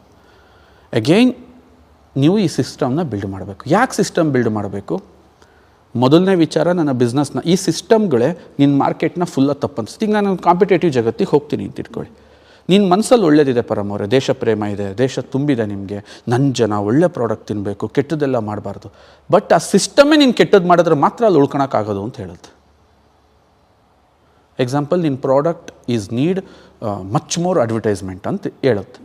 ಅವ್ನು ತುಂಬ ಅಡ್ವರ್ಟೈಸ್ಮೆಂಟ್ ಕೊಡಬೇಕು ಅಂತ ಅಂದಾಗ ಪ್ರಾಡಕ್ಟ್ ಕ್ವಾಲಿಟಿ ಕೊಡೋಕ್ಕಾಗಲ್ಲ. ಎಗೈನ್ ಬೇರೆಯವನಲ್ಲಿ 20 ರೂಪಾಯಿ ಕೊಡ್ತಾ ಇದ್ದಾನೆ, ನೀನು 19 ರೂಪಾಯಿ ಕೊಟ್ಟರೆ ನೀನು ಜನ ಮೂವ್ ಆಗುತ್ತೆ ಅಂತಂದಾಗ ಕ್ವಾಲಿಟಿ ಹೆಂಗೆ, ಇವನ್ನೆಲ್ಲ ಫುಲ್ ಹೋಯ್ತಲ್ಲಿ. ನಿಮಗೆ ಅರ್ಥ ಆಗ್ತಿದೆಯಾ? ಈ ಕಾರ್ಯಕ್ರಮದ ಮುಖಾಂತರ ಅರ್ಥ ಮಾಡ್ಕೊಳಕ್ಕೆ ಟ್ರೈ ಮಾಡಿ. ಸಿಸ್ಟಮ್ ಆಲ್ರೆಡಿ ಅಲ್ಲಿ ಮಾನೋಪೋಲಿಕ್ ಆಗಿದೆ, ಅದು ಮತ್ತು ಅದನ್ನು ಕರೆಕ್ಟ್ ಆಗಿದೆ ಆಲ್ರೆಡಿ. ನಾವು ಹೇಳೋಕ್ಕಾಗಲ್ಲ ಅದನ್ನೇ ಸರಿ ಅಂತ. ತುಂಬ ಜನ ಇಲ್ಲಿ ವಾದಿಸ್ಬೇಕಾದ್ರೆ ನಾನು ಇಲ್ಲಿ ಕುತ್ಕೊಂಡು ಕ್ಯಾಮ್ರಾದ ಮುಂದೆ ಅದು ರಾಂಗ್ ಅನ್ನೋಕ್ಕಾಗಲ್ಲ. ಬಟ್ ಅದಾಗಿದೆ ಅಲ್ಲಿ. ಓಕೆ, ಒಂದು ಸಿದ್ಧ ಮಾದರಿ ರೆಡಿ ಇದೆ. ಇಲ್ಲಿ ನೀವು ತುಂಬ ಜನ ನನ್ನನ್ನು ಕೇಳ್ತೀರಾ, ತುಂಬ ಜನ ನನ್ನನ್ನು ಕೇಳೋಕ್ಕೆ ಪ್ರಯತ್ನ ಪಡ್ತೀರಾ, ಸರ್ ನೀವು ಹೆಂಗೆ ಸಕ್ಸಸ್ ಆದ್ರಿ ಅಂದರೆ ಇಷ್ಟಿದೆಯಪ್ಪ ಸ್ಟೋರಿ, ಇದು ಕೇಳ್ಕೊ. ಈ ಫೋನ್ ಮಾಡಿಬಿಡ್ತಾರೆ ಕೆಲವರು ಕ್ವಿಕ್ಕಾಗಿ, ರಾತ್ರಿ ಎಣ್ಣೆ ಹೊಡ್ಬಿಟ್ಟು ನನಗೆ ಫೋನ್ ಮಾಡಿ, ಅದು ಹೆಂಗೆ ಸಕ್ಸಸ್ ಆದ್ರಿ ಹೇಳ್ರಿ ಸರ್, ನಾವು ಆಗ್ತೀವಿ. ಇದು ಹೆಂಗೆ ಸಾಧ್ಯ ಪರಮವ್ರೆ? ಇದನ್ನು ಇಟ್ ಇಸ್ ಅ ಪ್ರೋಸೆಸ್ ಅಪ್ಪ. ಇದಕ್ಕೆ ನೀಟಾಗಿ ಪ್ರಿಪೇರ್ ಮಾಡ್ಕೊಂಡು ಬರ್ಬೇಕು. ನೀನು ಅಲ್ಲಿ ತನಕ ಕಾಯಬೇಕು. ಎಷ್ಟು ಜರ್ನಿ ಮಾಡಿದ್ದೀನಿ ಅಂತಂದರೆ, ಎಷ್ಟು ಕಾರ್ಗಳು, ಅದೆಷ್ಟು ಡ್ರೈವಿಂಗು. ಇತ್ತೀಚೆಗೆ ನನ್ನ ಡ್ರೈವಿಂಗ್ನ ಕಂಟ್ರೋಲ್ ಮಾಡ್ತಾ ಇದ್ದೀನಿ. ವೈ ಬಿಕಾಸ್ ನನ್ನ ಕೈಲಿ ಆಗ್ತಾ ಇಲ್ಲ ಡ್ರೈವಿಂಗ್ ಮಾಡೋಕ್ಕೆ. ನನ್ನ ಕಂಟ್ರೋಲಿಂಗ್ ಇಲ್ಲ ಈಗ. ಅಷ್ಟು ಫೋನ್ಸ್ ಬರುತ್ತೆ. 100% ಅದಾಗ್ತಾ ಇದೆ. ಇಡೀ ನೈಟ್ ಡ್ರೈವ್ ಮಾಡ್ತಾ ಇದ್ದೆ. ಒಂದೊಂದು ದಿನ 3 ಕಡೆ ಕಾರ್ಯಕ್ರಮಗಳು ಮಾಡ್ತಾ ಇದ್ದೆ.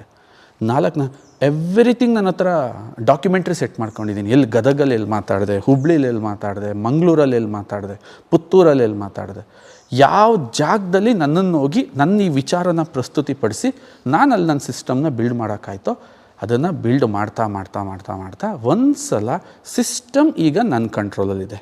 ಲೈಕ್ ನನ್ನ ಡಿಸ್ಟ್ರಿಬ್ಯೂಟರ್ಸ್, ನನ್ನ ಎಂಟೈರ್ ಸಿಸ್ಟಮ್, ನನ್ನ ಪ್ರಾಡಕ್ಟ್ ಫಿಲಾಸಫಿ, ನನ್ನ ಎಲ್ಲ ವ್ಯವಸ್ಥೆ ನನ್ನ ಆಲೋಚನೆಯ ನೇರದಲ್ಲಿ ಇದ್ದಾವೆ ಅಂತ ಆದಮೇಲೆ ದೆನ್ ಆ ಸಿಸ್ಟಮ್ ಫೇಲ್ ಆಗಲ್ಲ ಸರ್. ಅಂದರೆ ಈ ಸಿಸ್ಟಮ್ ಮಾಡ್ಕೋಬೇಕಾಗಿರೋಂಥ ಅನಿವಾರ್ಯತೆ ಏನು ಅಂದರೆ ಆ ಉತ್ಪನ್ನವನ್ನು ತಲುಪಿಸ್ಲಿಕ್ಕೆ ನೀವು ಬ್ಲ್ಯಾಕ್ ಮೇಲ್ಗೊಳಗಾಗಲ್ಲ.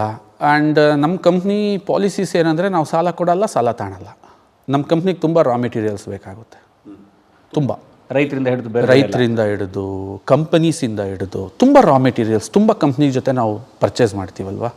ಸ್ವದೇಶಿ ದಿಶಾದ ಬ್ಯೂಟಿ ಏನಂದರೆ ಈ ಕಾರ್ಯಕ್ರಮ ನೋಡ್ತಿರೋರು ತುಂಬ ಖುಷಿ ಪಡ್ತಾರೆ. ಪ್ರಾಡಕ್ಟ್ ಲಾರಿಗೆ ಲೋಡ್ ಆದ ಒಂದು ಸೆಕೆಂಡಿಗೆ ಪೇಮೆಂಟ್ ಆಗುತ್ತೆ.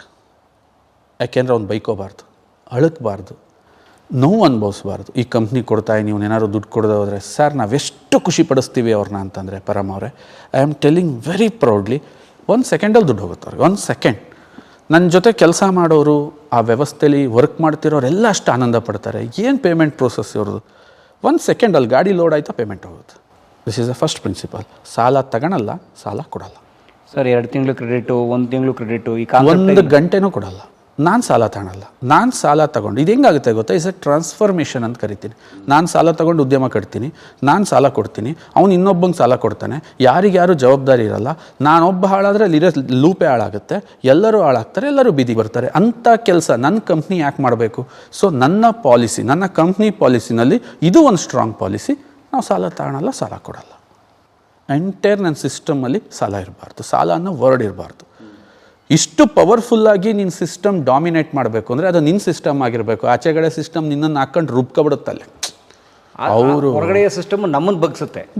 ಸೊ ಈ ಸಿಸ್ಟಮ್ ನಮಗೆ ಬಾಗುತ್ತೆ. ಸೊ ಈ ಸಿಸ್ಟಮ್ ಕಟ್ಟಕ್ಕೆ ಟೈಮ್ ಆಗುತ್ತೆ.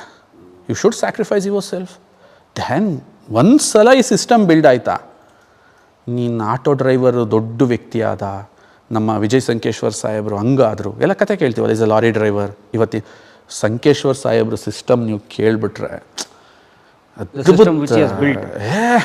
ಸರ್, ನಾವೊಂದು 4-5 ಸಲ ಒಂದು 5 ಸಲ ಅವ್ರ ಜೊತೆ ಕೂತು ಮಾತಾಡಿರ್ಬೋದು ನಾವು ಆ ಸಿಸ್ಟಮ್ಸ್ಗಳ ಬಗ್ಗೆ.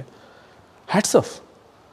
ಆ ಜಿನ್ಯೂನಿಟಿ, ಆ ನಿದ್ದೆ ಇಲ್ದಿರೋ ರಾತ್ರಿಗಳನ್ನ ಅವ್ರು ಕಳೆದಿರೋದು, ಅವ್ರು ಮಾಡಿರೋ ಎಫರ್ಟು ಇವತ್ತು ನಿಮಗೆ VRL ಅಷ್ಟು ದೊಡ್ಡದಾಗಿ ಕಾಣುತ್ತೆ because of the system. Infosys ತೊಗೊಳ್ಳಿ, ನೀವು ಯಾವ್ದು ತೊಗೊಳ್ಳಿ sir, because of the system they are growing. Then ಇಲ್ಲೂ ಅಷ್ಟೇ ನನ್ನ ಸ್ವದೇಶಿ ದಿಶಾಕ್ಕೆ ನಾವಿವತ್ತು ಯಾಕೆ ಜನಗಳನ್ನ ವೆಲ್ಕಮ್ ಮಾಡ್ತೀವಿ, ಬನ್ನಿ ನಮ್ಮ ಜೊತೆ ಅಂತ ಕರಿತೀವಿ ಅಂದರೆ we have A powerful system. ತುಂಬ ಪವರ್ಫುಲ್ ಸಿಸ್ಟಮ್ನ ಇಲ್ಲಿ ಅಡಾಪ್ಟ್ ಮಾಡಿದ್ದೀವಿ. ಇದು 3ನೇ ವಿಚಾರ. 4ನೇ ವಿಚಾರಕ್ಕೆ ಬಂದ್ಬಿಡೋಣ. ಲಾಭದ ಹಣನ ಹೇಗೆ ಡಿಸ್ಟ್ರಿಬ್ಯೂಟ್ ಮಾಡ್ತೀರಾ ಅಂತ. The most important. ಇದರಲ್ಲಿ ನೀವು 3ರಲ್ಲಿ ಸರಿಯಾದ್ರಿ. ಮೊದಲನೇದು ಒಳ್ಳೆ ಉದ್ಯಮ ಆರಿಸ್ಕೊಂಡ್ರಿ, 2ನೇದು ಒಳ್ಳೆ ಪ್ರಾಡಕ್ಟ್ ಸೆಲೆಕ್ಟ್ ಮಾಡ್ಕೊಂಡ್ರಿ, 3ನೇದು ಒಳ್ಳೆ ಸಿಸ್ಟಮ್ ಬಿಲ್ಡ್ ಮಾಡಿದ್ರಿ, 4ನೇದು ಬಹಳ ಇಂಪಾರ್ಟೆಂಟು, ಲಾಭನ ಹಂಚಕ್ಕೆ ನಿಮ್ಮಲ್ಲಿರೋ ಮಾನದಂಡಗಳೇನು, ಯಾವ ಥರ ಇದ್ದೀರಾ. ತುಂಬ ಜನಕ್ಕೆ ಕೊಡೋದ್ರಲ್ಲಿ ತುಂಬ ವೀಕ್ ಇರ್ತಾರೆ ಪರಮ್ ಸರ್. ತುಂಬ ಹೊಟ್ಟೆ ಉರಿ ಪಡ್ಕೋತಾರೆ, ತುಂಬ ಹಿಂಸೆ ಪಡ್ಕೋತಾರೆ, ತುಂಬ ಅವ್ರನ್ನವರು ಹಿಂಸಿಸ್ಕೋತಾರೆ. ನಾನು ಮಾಡಿದ್ದೀನಿ, ನಾನು ಇಷ್ಟೆಲ್ಲ ಮಾಡಿದ್ದೀನಿ, I am the supreme of this situation ಅಥವಾ ಈ ಮೂಮೆಂಟ್ನ ಸುಪ್ರೀಮೈಸ್. ಇಲ್ಲಿ ಆಧ್ಯಾತ್ಮ ಕೆಲಸ ಮಾಡುತ್ತೆ. ಇಲ್ಲಿ ಒಬ್ಬ ಆಧ್ಯಾತ್ಮ ವ್ಯಕ್ತಿ ಹುಟ್ಟಬೇಕು ಲಾಭ ಹಂಚಿಕೆ ವಿಚಾರಗಳು ಬಂದಾಗ. ಯಾಕೆ ನಾವು ಪೂಜೆ ಮಾಡ್ತೀನಿ, ಯಾಕೆ ನಾನು ಈ ಧರ್ಮಗಳನ್ನ ನಮ್ಮ ಇದನ್ನು ನಾನು ಇಷ್ಟಪಡ್ತೀನಿ, ಈ ವಿಚಾರಗಳು ಯಾಕೆ ಆ ಥರ ಇರುತ್ತೆ ಅನ್ನೋದು ಇಲ್ಲಿ ನಿಮಗೆ ಮ್ಯಾಟ್ರ್ ಆಗುತ್ತೆ.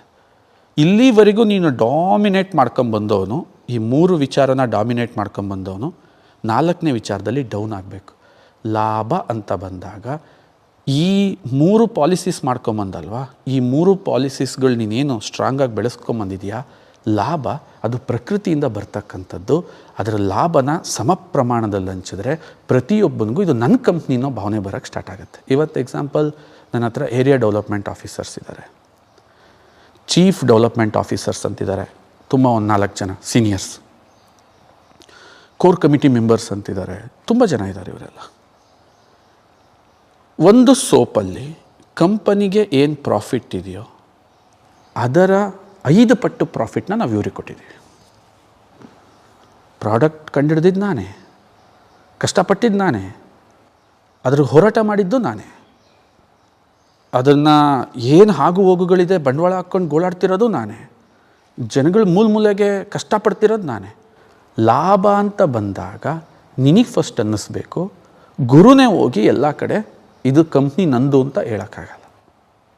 ಇದು ಅಲ್ಟಿಮೇಟ್ ಥಿಂಕ್, ಇದು ಲಾಭ. ಈ ವಿಚಾರದಲ್ಲಿ ನನ್ನ ಮನಸ್ಸಿಗೆ ಏನು ಅನ್ನಿಸ್ತು, ಒಂದಷ್ಟು ಲಾಭ ನನಗೆ ಖುಷಿ ಕೊಟ್ಟರೆ ಸಾಕು, ತುಂಬ ಪರ್ಸೆಂಟೇಜ್ ಆಫ್ ಡಾಮಿನೆನ್ಸಿ ನನಗೆ ಬೇಡ ಅಂತ ಫಿಕ್ಸ್ ಮಾಡ್ಕೊಬಿಟ್ರಿ. ಸ್ಟಾರ್ಟಿಂಗ್ ಡೇ ಒಂದು ಪಾಲಿಸಿ ರೈಟ್ ಮಾಡಬೇಕಾದ್ರೇ ಥಿಂಕ್ ಮಾಡ್ಕೊಂಡ್ರಿ. ಎಕ್ಸಾಂಪಲ್, ಈಗ ಪರಮ್ ಅವ್ರು ಬರ್ತಾರೆ, ಪರಮ್ ಅವ್ರಿಗೆ ಗೊತ್ತಾಗ್ತಿದೆ ಈ ಪರ್ಟಿಕ್ಯುಲರ್ ಪ್ರಾಡಕ್ಟಲ್ಲಿ ಕಂಪ್ನಿಗಿಂತ ನನಗೆ ಜಾಸ್ತಿ ಪ್ರಾಫಿಟ್ ಇದೆ ಅಂತಂದಾಗ ಪರಮ್ ಅವರು ಅವಾಗ ನಾನು ಕಂಪನಿಯ ಬೇರೆ ವ್ಯಕ್ತಿನಲ್ಲ, ನಾನೇ ಕಂಪ್ನಿ ಅಂತ ಹೇಳಕ್ಕೆ ಸ್ಟಾರ್ಟ್ ಆಗ್ತಾರೆ. ಅವಾಗ ಐ ಆಮ್ ಸ್ವದೇಶಿ ದಿಶಾ. ಇವತ್ತು ನನ್ನಲ್ಲಿರೋ ಪ್ರತಿಯೊಬ್ಬರು ಕೋರ್ ಕಮಿಟಿ ಮೆಂಬರ್ಸ್ ಯಾರೇ ಇರ್ಬೋದು, ಅವ್ರು ಎಲ್ಲ ಬ್ಲೇಮ್ಸ್ ಅವ್ರ ಮೇಲೆ ತಗೋತಾರೆ, ಹೋರಾಡ್ತಾರೆ, ನಿಂತ್ಕೋತಾರೆ, ಫೈಟ್ ಮಾಡ್ತಾರೆ. ಆ್ಯಂಡ್ ನನ್ನ ಹತ್ರ ಕೆಲವು ವಿಚಾರನೇ ಬರೋಕ್ಕೆ ಬಿಡಲ್ಲ. ಎಷ್ಟು ಬ್ಯೂಟಿಫುಲ್ ತಂಡ ಇದೆ ನನ್ನ ಜೊತೆ ಅಂತಂದರೆ, ನಾನು ಯಾವ ಜನ್ಮದಲ್ಲಿ ಯಾವ ದೇವ್ರದ್ದು ಒಂದು ಆಶೀರ್ವಾದ ಇತ್ತೋ ಏನೋ ಗೊತ್ತಿಲ್ಲ ನನಗೆ. I am so happy. ನೆಗೆಟಿವ್ಸ್ನೇ ನನ್ನ ಹತ್ರಕ್ಕೆ ಬರೋಕ್ಕೆ ಬಿಡಲ್ಲ ಅವರು. ಅವ್ರಿಗೆ ಚೆನ್ನಾಗಿ ಗೊತ್ತು ಗುರು ಸರ್ನ ಎಷ್ಟು ಕಾಮಾಗಿ ಎಷ್ಟು ಫ್ರೀ ಆಗಿಬಿಡ್ತೀವಿ, ಇನ್ನೇನೋ ಡೆವಲಪ್ ಮಾಡ್ತಾರೆ, ಇನ್ನೇನೋ ಹೊಸ ಪ್ರಾಡಕ್ಟಿಗೆ ಅವರೆಲ್ಲ ಕೈ ಹಾಕಿರ್ತಾರೆ, ಹೊಸ ಪ್ರಾಜೆಕ್ಟ್ಗೆ ಕೈ ಹಾಕ್ತಾರೆ, ಹೊಸದೇನಾದರೂ ಮಾಡ್ತಾರೆ. ಸೊ ಗುರು ಸರ್ನ ನಾವು ಫ್ರೀ ಬಿಡಬೇಕು ಅಂತ ಹೇಳ್ಬಿಟ್ಟು ಇವ್ರು ಲೋಡ್ ತಗೋತಾರೆ. ಇದು ಯಾವಾಗ ಆಗುತ್ತೆ, ನಿನ್ನಲ್ಲಿ ಲಾಭ ಹಂಚಿಕೆಯ ಪ್ರಾಮಾಣಿಕತೆ ಇದ್ದರೆ. ಆ್ಯಂಡ್ ಇದರಲ್ಲಿ 2 ವಿಧ ಬರುತ್ತೆ, ಒಂದು ಫ್ರೀ ಫ್ಲೋ, ಒಂದು ಮೈಂಡ್ ಫ್ಲೋ ಅಂತ. ನಾನು ವೀಕ್ಷಕರಿಗೆ ಕ್ಲಿಯರ್ ಮಾಡಿಬಿಡ್ತೀನಿ. ಕೆಲವು ಯಾವುದೋ ಒಂದು ಕಂಪ್ನಿಗೆ ಹೋಗ್ತೀವಿ ಅಂತ ಇಟ್ಕೊಳ್ಳಿ, ವ್ಯವಹಾರ ಎಲ್ಲ ಮಾಡಿ ನಾವು ಕಂಪ್ನಿಗೆ ಕೊಡ್ತೀವಿ, ಕಂಪ್ನಿ ಇಷ್ಟು ಕಮಿಷನ್ ಅಂತ ಕೊಡುತ್ತೆ, ಅದನ್ನ ಮೈಂಡ್ ಫ್ಲೋ ಅಂತ. ಕೊಡಬೇಕಾದ್ರೆ ಕಮಿಷನ್ನು ಕಂಪ್ನಿಗೆ ತಡ್ಕೊಳಕ್ಕಾಗಲ್ಲ, ನಾನೇನೋ ತುಂಬ ಕೊಡ್ತಾಯಿದ್ದೀನಿ, ತುಂಬ ಕೊಡ್ತಾಯಿದ್ದೀನಿ ಅಂತ. ಮೈಂಡ್ ಫ್ಲೋ ಅಂದ್ರೇನು, ಫಸ್ಟ್ ನಾನೇ ಕೊಡ್ತೀನಿ, ಆ ಕೊಟ್ಟಿರೋ ಉತ್ಪನ್ನದಿಂದ ಅಮೌಂಟ್ ಜನ್ರೇಟ್ ಆಗುತ್ತೆ, ಅದರಿಂದ ಕಂಪ್ನಿಗೆ ಯಾವತ್ತೂ ಜಲಸ್ ಆಗಲ್ಲ. ಇವತ್ತು ನನಗಾಗಿಲ್ಲ, ನಾಳೆ ದಿನ ಸ್ವದೇಶಿ ದಿಶಾ ನನ್ನ ಮಗ ಬಂದು ಕೂತ್ಕೋತಾನೆ ಅಲ್ಲಿ, ಅವನು ಬಂದು ಕೂತ್ಕೊಂಡಾಗ ಅವನಿಗೂ ಅನ್ನಿಸ್ಬಾರ್ದು ಇಷ್ಟೊಂದು ಫಂಡ್ ಇಲ್ಲಿ ಜನ್ರೇಟ್ ಆಗ್ತಿತ್ತು ಅಂದಾಗ ನನ್ನ ಸಿಸ್ಟಮಲ್ಲೇ ನಾನು ಇದನ್ನ ಫ್ರೀ ಫ್ಲೋ ಮಾಡಿಬಿಟ್ಟೆ. ಉತ್ಪನ್ನ ಅಮೌಂಟ್ನ ಜನ್ರೇಟ್ ಮಾಡುತ್ತೆ, ಅದು ನಮ್ಮ ಕಣ್ಣಿಗೆ ಕಾಣಬಾರ್ದು, ಅದು ಅಲ್ಲಿ ಜನ್ರೇಟ್ ಆಗಬೇಕು, ಅವ್ರು ಖುಷಿ ಪಡಬೇಕು. ಸೊ ಈ ಥರ ಲಾಭ ಹಂಚಿಕೆ 4ನೇ ಹಂತದಲ್ಲಿ ನೀವು ಸ್ಪಷ್ಟವಾಗಿದ್ದೀರಾ, ಯಾರ್ಯಾರ ಲೆವೆಲ್ಲಿಗೆ ಏನೇನು ಹಂಚ್ಕೊಡ್ಬೇಕು, ಅಲ್ಲಿ ಗೊಂದಲ ಇರಬಾರ್ದು. ಯಾಕೆಂದರೆ ನೋಡಿ, ನಮಗೊಬ್ಬ ಕಾಯಿ ತಂದು ಕೊಡ್ತಾನೆ, ಒಬ್ಬ ನಮಗೆ ಪ್ಯಾಕಿಂಗ್ ಮೆಟೀರಿಯಲ್ ಅರೇಂಜ್ ಮಾಡ್ತಾನೆ, ಇನ್ನೊಬ್ಬ ಸಾಫ್ಟ್ವೇರ್ ಎಂಡಲ್ಲಿ ಕೆಲಸ ಮಾಡ್ತೀಯಾನೆ. ಯಾಕೆಂದ್ರೆ ನಮ್ಮ ಹತ್ರ ತುಂಬ ಪವರ್ಫುಲ್ ಸಾಫ್ಟ್ವೇರ್ ಇದೆ. ಇದನ್ನೆಲ್ಲ ನಾವು ನೋಡೋದು ಹೇಗೆ, ಹೇಳೋದು ಹೇಗೆ?